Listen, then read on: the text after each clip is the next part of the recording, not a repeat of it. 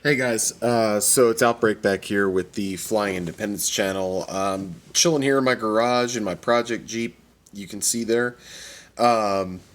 So again, one of these spur of the moment videos that just kind of came to me. How to be a good student.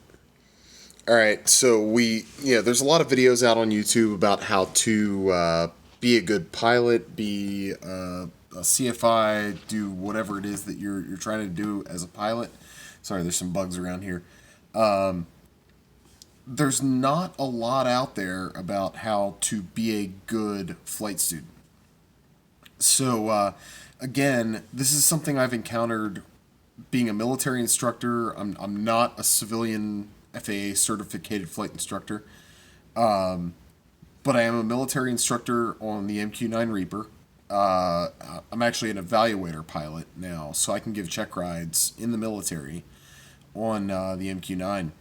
And I was giving one of those check rides the other day. We have sort of a two-step process. We have an emergency procedures evaluation where we stick the student in the simulator and throw a bunch of emergencies at them, give them their worst day ever, hoping that level of emergency will never happen in the real aircraft. And then we also have a mission check ride where we test them on sort of a standard mission profile. But on this day, I was giving an emergency procedures evaluation, an EPE, and it kind of solidified the worst student. I'm certainly not going to name this guy. I'm guessing he'll never see this channel. If he does, I've given him feedback. This is not a secret. Like if he sees it, he'll know who he is. So let's scale back in the evolution of instruction here for a second. So when I brief brand new classes that come into our training program, I talk about how to be a good student to a certain extent.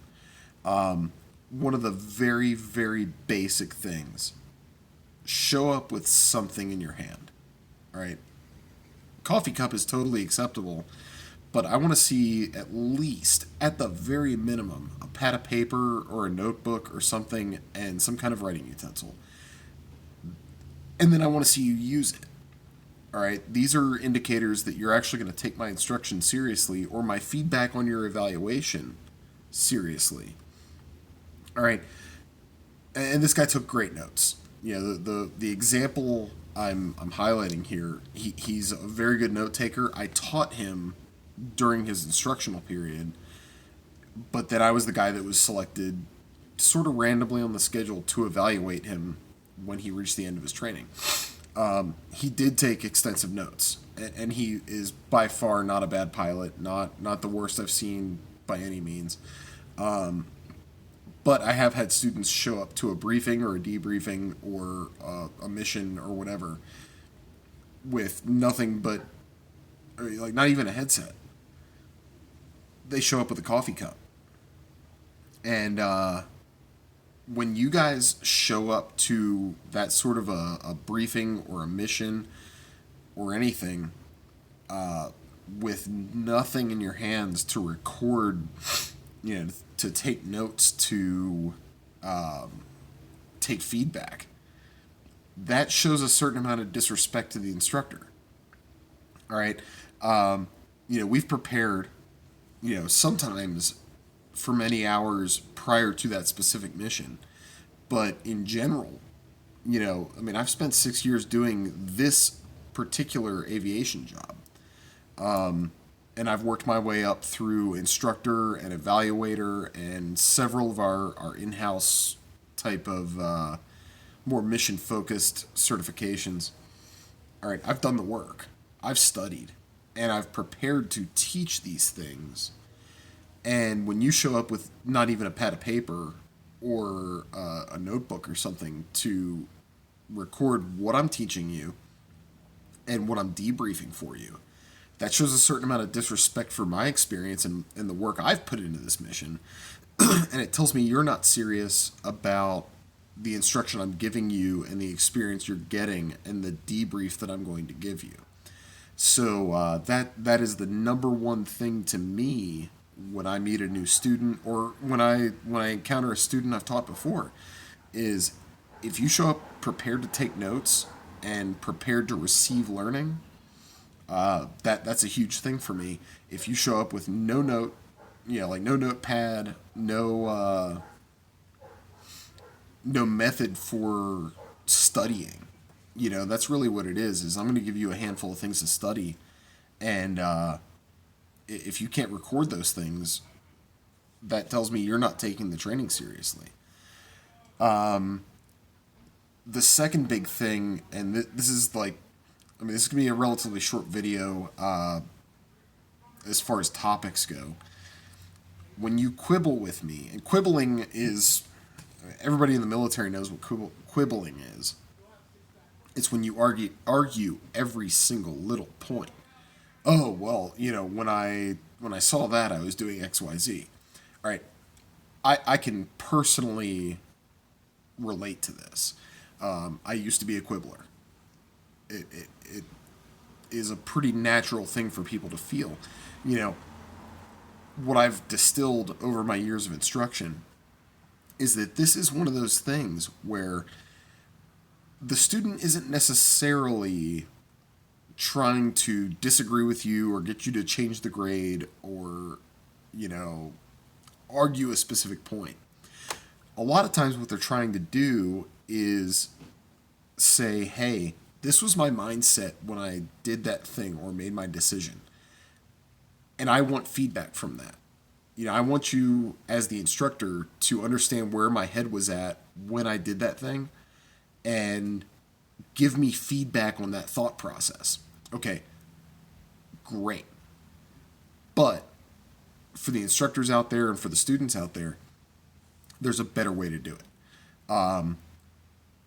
Saying it just like I said it, I would be very receptive as an instructor to hearing that kind of feedback.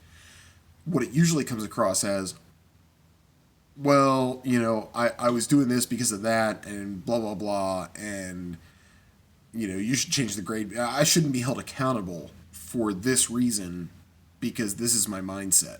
Okay, that's not going to help you. And it's not going to help me instruct you or evaluate you. The quibbling thing just becomes really annoying to the instructor or the evaluator because you're just trying to make excuses. If you frame it as, hey, instructor or evaluator, here was my mindset, tell me where I was wrong. We are all for that. None of us want you to fail. We want you to succeed. And hearing that mindset phrased that way will probably help us. But if the sound of it is that you're arguing your grade or you're arguing the way that we instructed you, we're humans too. We're not going to respond well to that. And it comes across as you just trying to nitpick how we instructed or how we evaluated. That's not going to work. So for the students out there, try to phrase it as a question. Hey, sir, why did you evaluate me in this way? Why did you find this fault? Here was my mindset in this, and I'd like to know where that mindset was incorrect.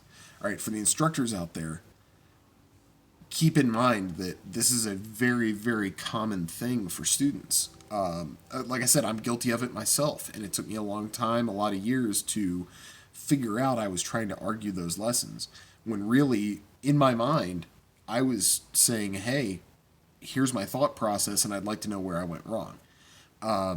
So this is a valuable lesson for both instructors and students. So that's a big thing. This particular student wanted to argue every single little thing that I debriefed him on during an evaluation. This is like arguing with your check pilot. It did not change anything that I graded him on. And it actually left me with a little bit of a bad taste in my mouth about this particular student. Now, again, as an instructor and an evaluator, I'm able to separate that, and I hold no hard feelings to this guy. But that's not the way to approach your instructor or your evaluator or your student for that matter. I mean, instructors, we're expected to understand the learning styles of these students. We need to be aware of these learning barriers. You know, as the FOI puts it, you know, this to me this is a learning barrier. You know, they're going to try to argue every single little thing, and we need to be able to overcome that in a way that gives them valuable learning and you know doesn't turn them off to flying or shut them down or anything like that. So I hope this video was helpful to both students primarily and instructors. Be sure to hit the notification bell, hit the subscribe button, leave your notes, warnings, cautions, questions, comments, and concerns in the comments. The channel's small enough right now that I'll definitely read all of them. So until next time, Outbreak out.